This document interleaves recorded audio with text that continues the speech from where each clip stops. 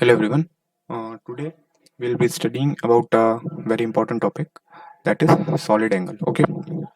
Uh, this will have your use in the further topics uh, for calculating flux. Okay.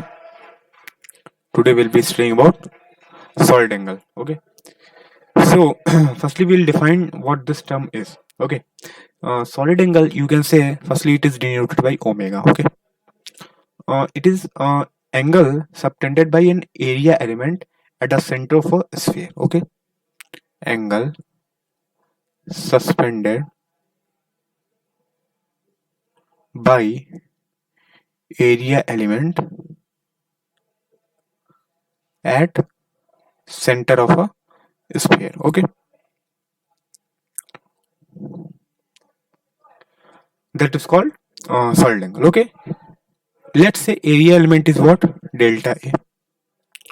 Okay, now your solid angle omega will be delta A over, sorry, upon r square. This will be your solid angle. Okay, if your elemental area element is delta I. Okay, now if I ask you that tell me solid angle for the whole sphere. Okay, let's say this is a whole sphere and you need to tell solid angle. Okay, then omega will be here for whole sphere, delta I will be what, its total surface area. Okay, that will be what, 4 pi r square. Then solid angle omega will be delta I, delta is what, 4 pi r square upon r square. This will get cancel out, it will be 4 pi omega. And we call it as steradian. Okay, 4 pi steradian, it is something like this. Okay, it is said something like this, solid angle. Okay, so this is a basic introduction about the solid angle. Okay, so you will I'll tell you the importance of solid angle in finding the electric flux. Okay, or flux to a surface. Okay, let's say if someone says that find flux through a circular disk. Okay, before that I would also like to tell you a relation between a solid angle and normal angle. Okay, you can say let's say this is a sphere. Okay, it's center O. Okay, and let's say we are only considering this point, this cone. Okay, now if this cone subtend, let's say this angle is alpha. Okay, alpha. Okay, and if you look from the top, I'm drawing it here, that cone. Okay, then this hole will be what, it's solid angle, we call it omega steradian. Okay, then the relation between omega and alpha will be, that will be omega is equals to 2 pi 1 minus cos alpha. This is direct relation. If you remember this will help you in the exam. Okay, this can also be derived. Okay, okay, I'll tell you. Basically here delta s will be 2 pi r square 1 minus cos alpha delta s. Okay, that area. Okay, then divided by r square, so this cancels out and delta s comes out to be 2 pi 1 minus cos alpha. Okay, so this will be the, sorry, just a second, this will give solid angle. Okay,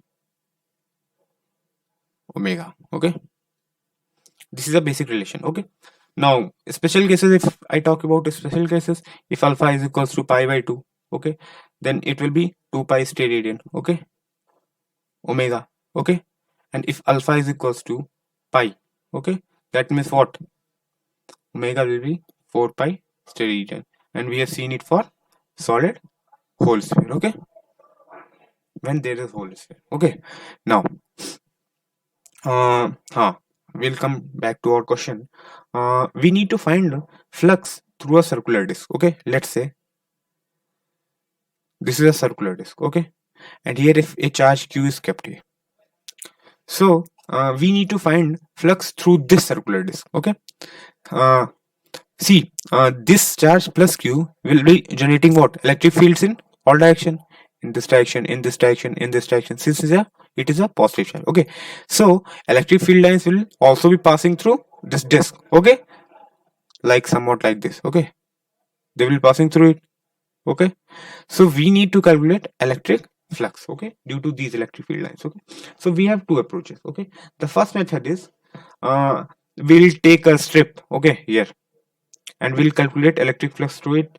Then we'll integrate it and we'll get net flux. Okay, the other method is uh, let's say uh, if this consider it to be a whole sphere. Okay, let's say this disk, this part of disk is subtending an angle.